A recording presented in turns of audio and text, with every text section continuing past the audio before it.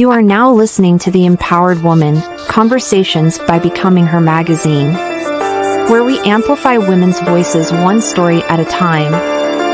Hosted by Jasmine Hawkins and Crystal Jordan.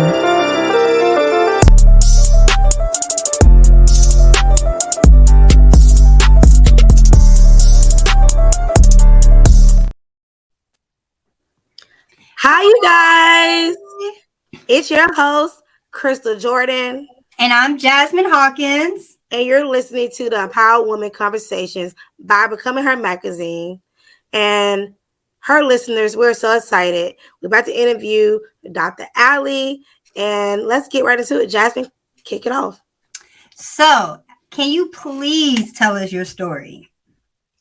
Sure. Yes. So thank you. First and foremost, I just want to say thank you so much. What an incredible magazine. And I was so excited to be a part of it. It's an awesome platform for women. But yes, so my story is an interesting one. I sort of say that it could be more of a Netflix video series a little bit. Something new happens every day. But really, it was born out of, I would say, a toxic relationship coupled with an undiagnosed chronic medical condition. So, I had been fighting something, or have still continue to fight something for the past couple of years. And then in this past February, discovered that my soon-to-be ex-husband was unfaithful with a very, very close dear friend of mine. And it really gave me the excuse I needed to leave and get out of the relationship. And so I know that's, taking a huge amount of story and compressing it, but that really is my story. Did you say that situation gave you permission to leave? It did. And so I'll expand on that a little bit. So, when you're sort of knee deep in a situation like that, it takes a lot of people in your support network. One of the key supporters for me ended up being my adult daughter, and she would see things in the home that I didn't see anymore. Behaviors that would happen, things, where I would say something to him and he would say, "You didn't tell me that." And then he would leave and she would say, "Mama, yeah, you did. And what's going on?" And so and she actually gave me an ultimatum, and she said, "The behavior changes or I'm going to help you pack your stuff up and leave by the time you turn, 50 years old in January." And so it really took a lot of different sets of eyes and people supporting me to help me see these kinds of things, because again, when you're knee deep in something, sometimes you don't see it anymore. And again, it takes a lot of people to support you to help you see those kinds of things. I agree with that. I do agree with that. Sometimes, just like you were saying, sometimes you're so knee deep in the trauma and whatever's going on in your life that you can't really see what's going on until somebody's like, hello, do you not see what's going on here? So yeah, right. I agree with you with that. Right. I want to say I love that your daughter ended up becoming your support system. Mm-hmm. And your mini-me ended up being the one that saved you. And I want somebody to listen to what I just said. Her mini-me is the one that really saved her from that situation. And I think when us women get into relationships, I think we are the ones that really hold on for hope. And I understood the permission part. It gave you permission to finally leave that situation. I fully understand that. Unfortunately, I understand what you meant when you said it. But there's also our breakthrough moments as well. And that's the guy saying, okay, is this your sign? It's time to leave. This sign is red. Big red flag. I'm throwing the red flag. Now leave. So after you went through that situation, how did you feel empowered after you left that situation? You know what? So again, I'm going to show up raw and vulnerable here. It took a little bit, so one of the coping mechanisms that I had, so when sort of the news landed, I was at my brother's house for a family wedding, and it was abrupt and it was strange. Came out. Uh, it wasn't even full disclosure, to be honest with you. It took a while to get to the point of actually it being what it was. And so finally, when it did fully land, I said, "Get out. You're done. We're done." And so he left, and I was at my sibling's house. Thank goodness, really. It was on my poor sister's birthday too. But I always give myself 24 hours, and I give myself a grace period because you're kind of in this fight or flight mode, right? But it's really important to give yourself that amount of time to process, right? So you can be angry, cry, be mad, sad, whatever it is, but don't make any major decisions, but just give yourself that space to think about what happened, to feel about what happened, whatever the case is. But then when the 24 hours, at least for me, is over, then I show up. Then I start problem solving. I start doing things about whatever the challenge is. I really start thinking about, okay, what actually is the challenge? But I always give myself 24 hours to process. And so really that's kind of how I tackled this particular situation. But there was a lot of different things that happened after that. He makes a really significant income and I don't. And so I would be remiss if I didn't sort of address this here as well. But there was even a period of time where I had actually considered an open marriage. I thought, you know what? I had a doctor say to me, "Listen, you're going to probably need a brain biopsy. So what does that look like if you don't have medical care, right? What does it look like if you don't have finances?" And in my mind at the moment, and really it was a fleeting moment, I do want to say that, but I did consider it. All options for me were on the table, but it was brief. And I wanted to be honest with everyone and say that. I want to show up raw and vulnerable. And I literally had to pause and say, "Wait a second. You are a talented woman. You have these strengths. You have these abilities. What are you thinking? Why can't you make a life for yourself?" And so I paused, sat back, and thought to myself, why would I want to attach myself to the life I wanted to leave? What does a beautiful life look like? What do I want to create for myself? So that's the power of vision. And so I sort of want to talk to people about that too. What does a beautiful life look like? Right? What do you want to create for yourself?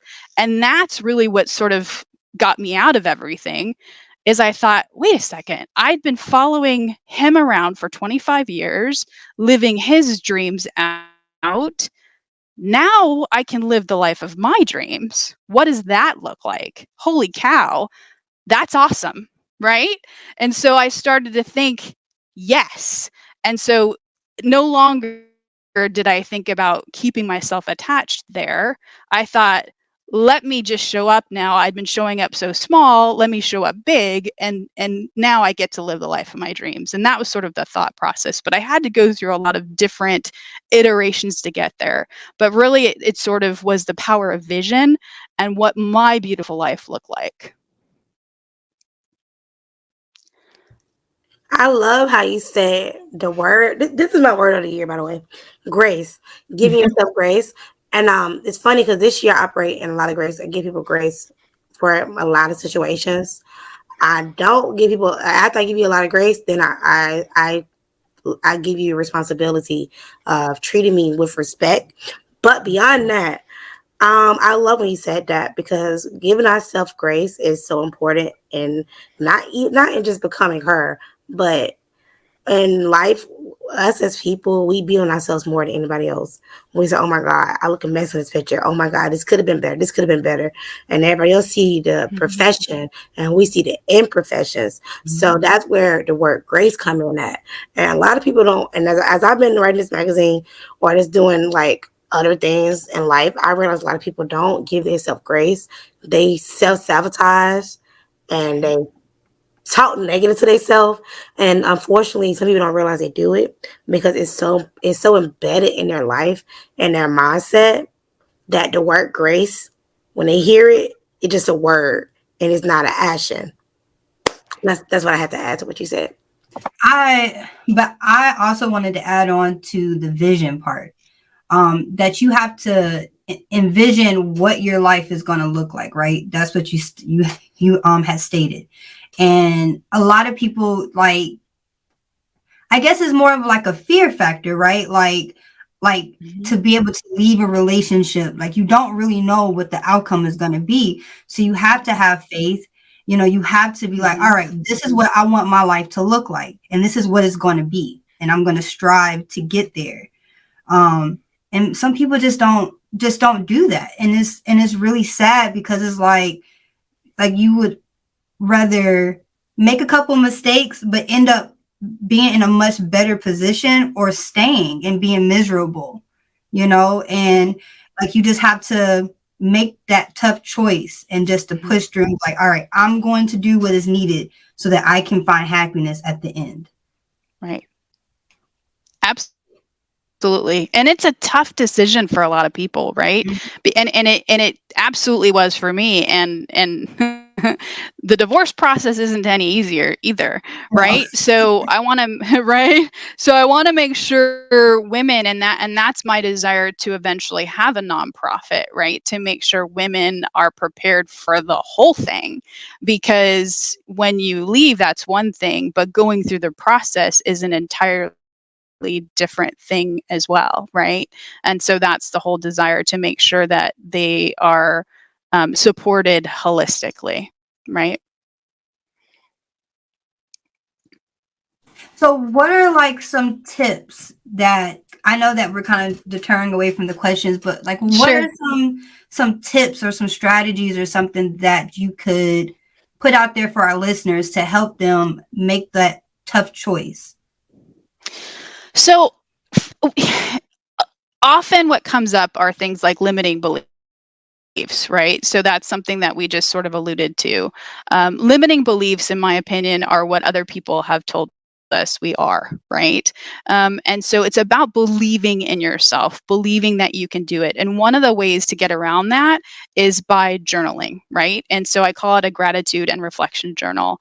And it's really important that you write down your strengths and your abilities, and you reflect on those. Do it every single day. Write down your blessings, write down what you're grateful for, and literally look at it every single day. And it needs to become a habit. And so again, limiting beliefs are what people have told you you are. And I can tell you, you're awesome, Jasmine, you're awesome, Crystal, but you have to believe it, right? And so one of the ways to do that is to literally start journaling and really internalizing that. So again, that's one of the things that's helped me, because I have bad days too, right? It's not like super easy to go from where I was to where I am. Those bad days come. And so I journal every single day. I'm constantly reading, I'm constantly working on myself. But finding joy is another thing. So that's a huge thing for me. Finding ways to make yourself laugh. And this may sound completely silly, but I love memes. I love like memes on Facebook. It sounds ridiculous, but dog videos, you can send me one, I'll be your friend for life, right? But there are some things that are hilarious on Facebook. Some really creative people out there. So send me a meme, I'll be your friend too, right? But find things that make you laugh. If you find yourself in a rut or something like that, find things that make you laugh, because joy begets joy. We know that from research as well, and it increases your oxytocin. So there's a lot of research sort of things that can sort of get you out of the rut. And that's really important, because it's important to work from a positive mindset. The other thing that's critical is this thing that I called energy. So it's about power. I want everyone to understand you have power. And I'm not talking about anything other than empowerment power. That's energy, right? So you have power. It's yours to keep or to give away. That may mean that you have to make changes in your life, right? that's difficult. That may mean you have to set boundaries with people, right? So again, yours to keep or to give away. Setting boundaries is really challenging for people. Okay. So again, that's one of those things that it is difficult for people, but it's one of those things that I think is really important, is surrounding yourself with positive people, that sort of energy. I agree. Setting boundaries is extremely hard. That is something that I'm just now embarking, especially after I had my panic attack. I decided that boundaries is very much needed, and I'm going to stand in that. And saying no is so saying no is so hard for me, and I Right. never really I never really knew that. I'm very much of a people pleaser, and it's something that I'm definitely trying to break, because people take advantage of that, you know. Absolutely. Yeah, they see it like as a form of weakness, and it's really just you having a good heart, you know, and it sucks that people do that.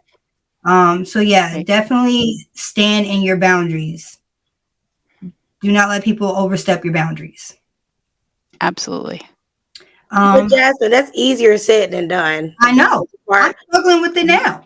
That's so. Is I'm gonna help her listeners. So the boundary piece is extremely hard, and we're going to do a whole episode on that. But first off, I want you guys, this exercise time. I want you guys to write what your boundaries are. Mm. On the next side, I want you to write what your non-negotiables are for anybody. Now, look at your boundaries, look at your non-negotiables. Now, if some of your boundaries go meet with your non-negotiables, that is your boundaries. And I don't care if somebody cross it, you have to say, I can't do it. So let's say, I'm going to give you an example of a boundary, guys. Your boundary is cheating. You get into a relationship, Mm-hmm. you fall madly in love with this person, and they're everything you want, but you found out they cheated. But when you enter that relationship, you told them that your number one boundary and your number one thing about respect is no cheating. So guess what you cannot do? You cannot take them back, because then you didn't respect your own boundaries. So it took me years to get to this point. You have to respect your own boundaries. So it's another thing to say, do it, but you have to know what your boundaries are and respect it. I just had an incident happen, and I'm gonna be very open with her listeners. So recently, me and my family went to something very personal, and my parents. I was dropping off my son, as I normally do every Friday, to watch my son, and they was living with in the family house. I'm not sure if everybody's family, when somebody died, it becomes, your grandma died, it becomes the family home. So I was dropping off my son like I normally do. My son is autistic and nonverbal. He vocally stems and he cannot help it. So I walked in, I speak. I don't care if you don't speak. I was raised to always speak when I enter a room. It's a Southern thing, so I speak. Even if you don't speak, I'm still gonna speak to you. I'm not gonna have no ill will towards you. As I walked in, I spoke. I wasn't in my in that particular setting longer than 30 seconds, for my family member told me, hey, where's he going? I said he's about to spend he's about to spend the night. Maya live in Alpharetta. I have to no he can't stay tonight. And this particular person proceeded to put my child out like he was trash. And I know that was a direct target to me, but my number one boundary with anybody is do not disrespect my child. So because that boundary has been crossed, I no longer talk to that said person, because I have to live with my own boundary. And I know that's very personal, but I know for a fact that's when I'll master owning up to my boundaries, because normally this family member will talk to me crazy and I would give them grace. I say it's okay, they're going through a lot, and I will still help when I can. But when that new situation happened, I was like, oh, I can't tolerate that. That's when I talk about, it's easier to say just do your boundaries, but it's harder to actually do your boundaries. So that's my tip for her listeners. Write your boundaries and your non-negotiables, and you have to stand on them. You cannot say let you be wishy-washy with your boundaries. Like, I'm gonna do it today, not today, not tomorrow. You have to be serious. And if you're not serious about your boundaries, that says a lot about you as a person. And that means I highly recommend you need therapy, because the people that have no boundaries, we let people walk over us. And I am a person that can say that. I haven't let some people in my life walk over me because I've been trying to be so nice. But now I have boundaries, and I just don't, I won't allow certain things in my life to pass. So yeah. Sorry, I just wanted to. When you said that, I had to jump in. So No, but it makes sense though. You know, like I stated, I'm still learning, and you're right. You have to respect your own boundaries, because if you don't respect your boundaries, why would anybody else respect it? And you're just asking for the kind of behavior you want to receive. There's nothing wrong with that. Yep. Right. And there's a way to do it respectfully. It's not like you're saying to someone, something negative, right? You're just literally saying to someone, this is the kind of behavior and this is the kind of relationship I want to have. Right? That's a great thing, because you're on the same page. It could be very, very positive, because there's nothing worse than being in a relationship that one of you feels bad about. Right? So setting boundaries is really great because you're on the same page. Right?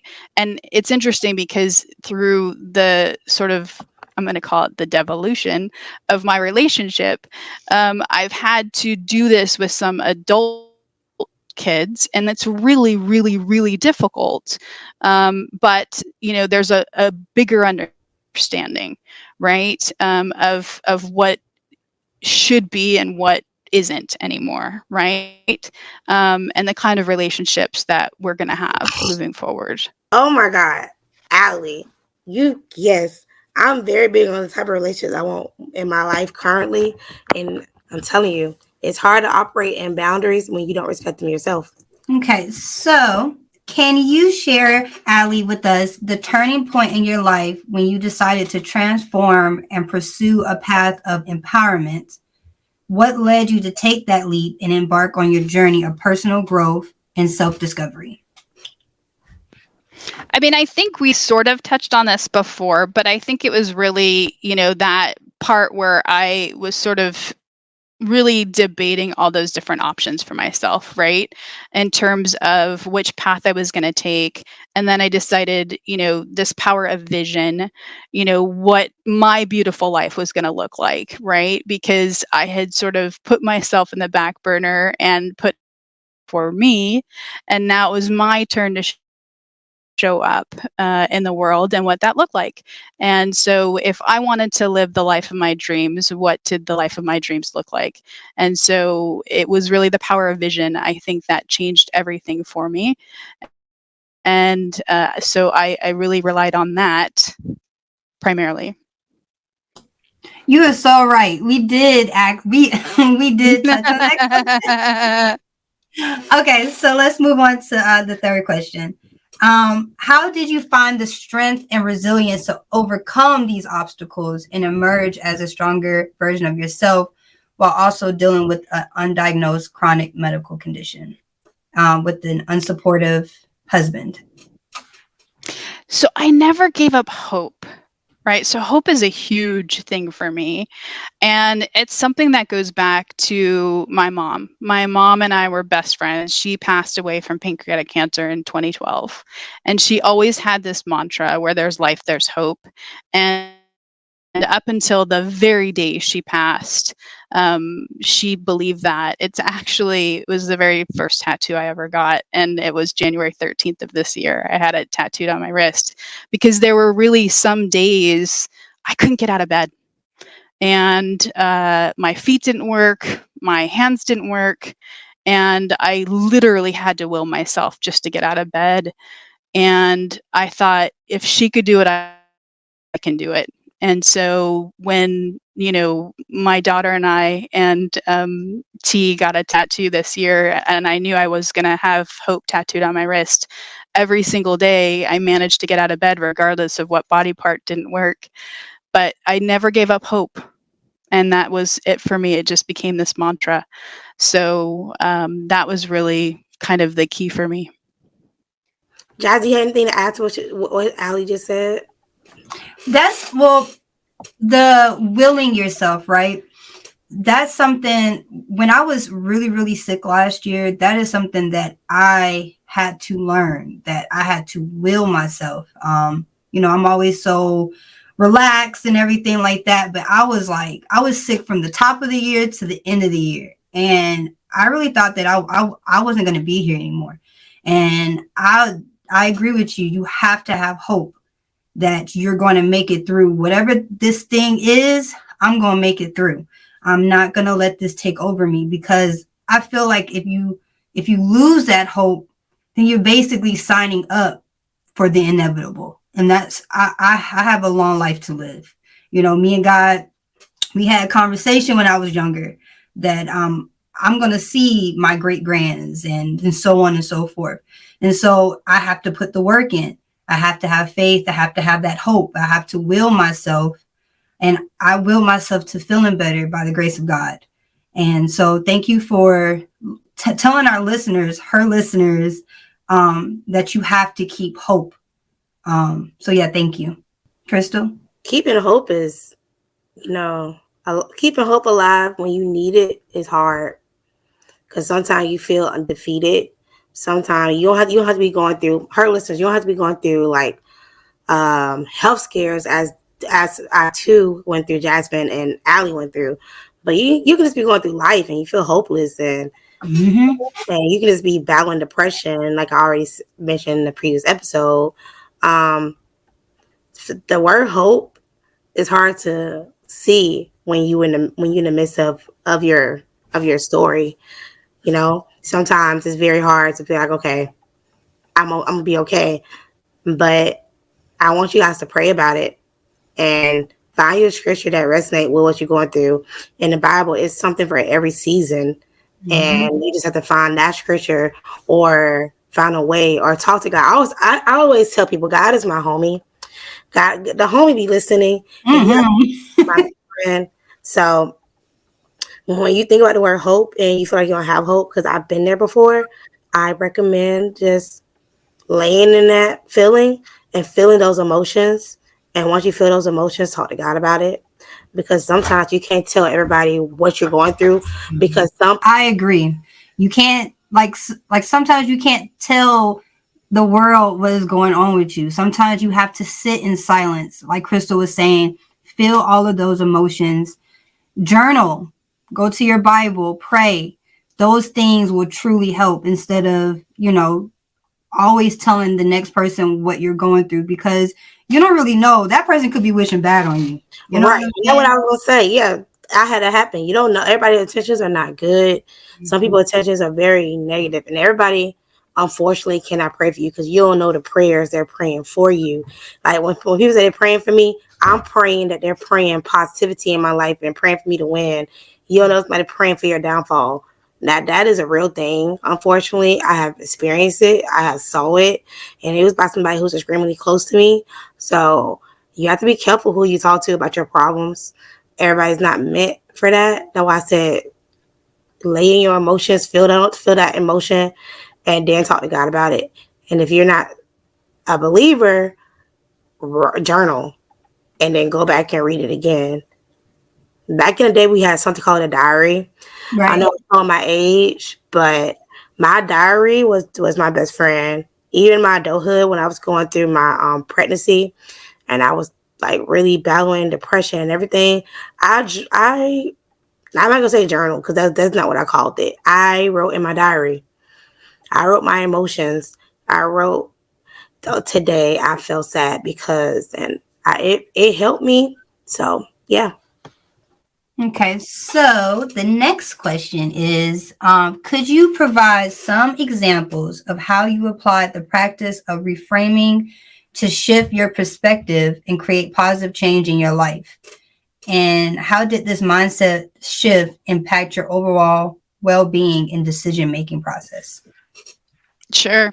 So reframe is actually a mnemonic. So it stands for something really specific, and I'll go through kind of each of the steps. So the R is release. So I sort of talked about that before. And so it's that 24-hour grace period. Sorry, I'm holding a pen. 24-hour grace period where you give yourself the opportunity to just feel anything you want to feel. Angry, sad, mad, you want to cry, no problem. That's your 24 hours. You can, again, express any emotion, do reflection, whatever it takes. The E is for engage. That's for me when I show up, right? I sort of look at what's going on. I try to come up with the question, what is the challenge? What's going on here? It's really intended for you to figure out the question. You're not really even focused on gathering evidence or data or anything like that, but you really want to spend time on what the actual challenge is. You know, there's a lot of sort of writings out there that say you should spend, you know, if you have an hour, spend 55 minutes on the question, right? I agree with that. The F is for focus. That's when you really start digging in and you're looking at what sort of, I'm going to say data because that's sort of what I do for a living, right?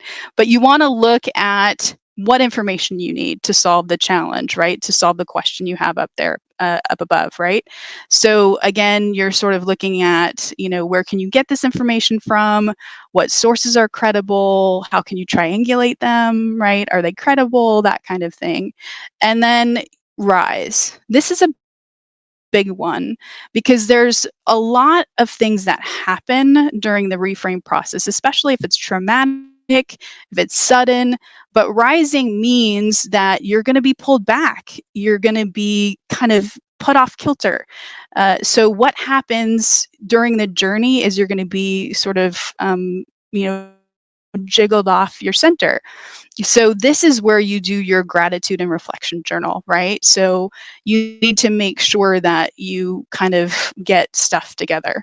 So amaze is again an opportunity for you to sort of show up in the world, right? This is your opportunity to say, you know, I'm here.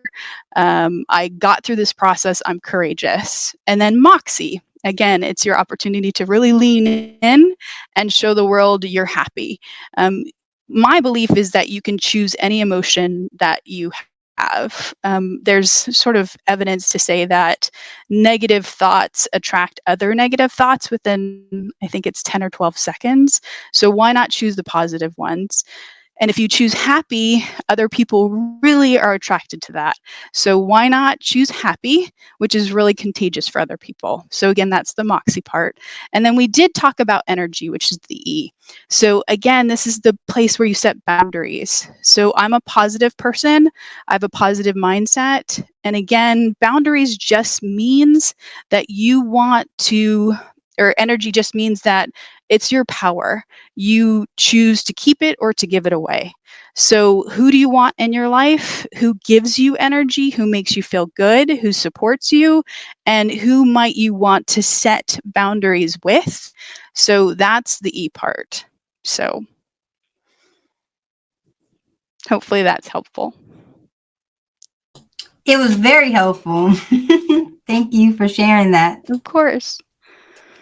Let's see.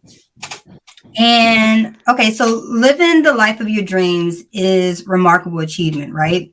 Can you describe some of the key changes or transformations you experienced along the way? Sure. So I realized that, and this, I don't want to sound bad here, but once I detached myself from my former life, my energy was different and great opportunities came my way. So, you know, I started to show up in the world the way I wanted to show up. You know, and again, you know, my coaching business has begun and just new opportunities came my way. And I have a different energy, right? And so it attracts different opportunities. And so I have this big belief that, you know, what you put out there, you know, comes back. And so that is just so critical. So again, just detaching myself from my former life really has allowed me to lead a joyful life. And my goal is pretty simple. It's to make my tomorrows better than my todays. And I want to laugh more tomorrow than I did today.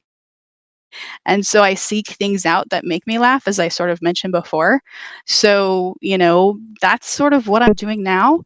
And I'd love to travel. I have a huge bucket list of things that I want to do. But yeah, so just, I really do believe I'm living the life of my dreams now. And again, sort of detaching myself from my former life, and really the power of vision of what I wanted to create for myself, I think was really critical in the process. That was beautiful. That was beautiful. I agree. Like the energy that you put out is kind of what you get back, right? So if you are vibrating high, because I like to say high vibration, low vibration, right? So if you Great. are vibrating high, then that's what's going to come back to you tenfold. Would you agree to that? Absolutely. 100%. Okay. Okay. I love how you said when you detach yourself from your old life, you had new energy, and it sounded like you had a new purpose in life too. Yeah, it does sound like. Absolutely. So, how did those changes impact your overall happiness, fulfillment, and sense of purpose? And what are some advice? Let me put it up here. What advice would you give to women who aspire to live their own dreams and step into their true selves, especially coming from a toxic relationship? Absolutely. So again, and if since that's such a big question, I'd love it if you can leave it up for me. Oh, Thank yeah, you so sure. much. So in terms of the changes that impacted my happiness, so my purpose absolutely did change. So first and foremost, I would say that before I probably took opportunities as they came my way because it fit my skill set, but I was really able to step back and say, okay, who am I and who do I want to be? And it became really clear to me that I knew I was in a position, given what I went through, with all the things I had done, to really help people now come to the realization of what their purpose was. And I was able to develop specific frameworks, which I have now, and I was able to develop my coaching business. And so my purpose in life is now to help people live the life of their dreams. And so that's what I'm doing now, right? So my purpose has changed. And so I'm very excited about what I'm doing now. And so the advice that I would give to women who aspire to live their own dreams and step into their true selves is really, you have to take a risk. And I know it's difficult. It was difficult for me. And it does take courage. So, my advice is, in order to live the life of your dreams and to step into your true self, it will take courage, but find your support system. It is out there. It may not be in your immediate family. And I know that is difficult to hear, but it is out there. And I'm going to throw myself out there to you as well and say, I am 100% accessible. I will help you, right? So, my advice is really to find your support network, because if you are committed, if you are intentional, and if you really want it, it is yours. I promise it is. So, again, in order to have it, you need the commitment, you need the intention, right? You need the motivation, and it can be yours. Thank you so much. Thank you so much for sharing that advice. I know personally that's in my life that's going through something similar.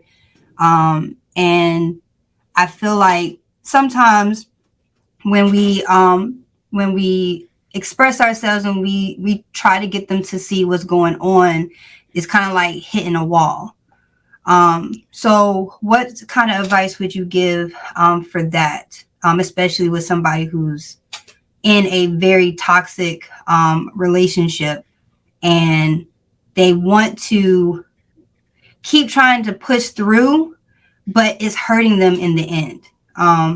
So do you have any advice for that?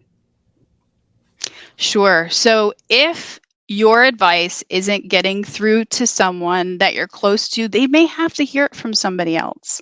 And I know that's difficult to hear, but sometimes hearing it from someone that they're close to may not make a dent. I've spoken to so many people, a mom of a daughter, for example, who said, I blame myself, I didn't see it, or I blame myself, I tried, or that kind of thing.